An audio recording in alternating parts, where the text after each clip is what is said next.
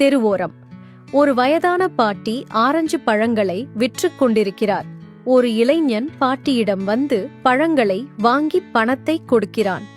பின் ஒரு சுளையை சாப்பிட்டுவிட்டு முகத்தை சுளித்து, பாட்டி, என்ன இது இவ்வளவு புளிப்பா இருக்கு? நீங்களே சாப்பிட்டு பாருங்க என்று ஒரு சுளையை கொடுக்கிறான். பாட்டி அதை வாங்கி சாப்பிட்டுவிட்டு, இல்லையேப்பா, நல்லாதானே இருக்கு என்கிறார். இளைஞன் மீதி பழங்களுடன் கிளம்புகிறான். இதை தூரத்தில் இருந்து அவன் மனைவி பார்க்கிறாள். ஏங்க, பழம் நல்லாத்தான் இருக்கு, அப்புறம் ஏன் தினமும் புளிக்குதுன்னு பொய் சொல்லி பாட்டிக்கு தர்றீங்க? அந்த பாட்டி பழம் விப்பாங்களே தவிர காசுக்காக தனக்கென்று ஒன்னை கூட எடுத்து சாப்பிட மாட்டாங்க. நான் குறை சொன்னாதான் எனக்காகவாவது ஒரு சுளையை அவங்க சாப்பிடுவாங்க.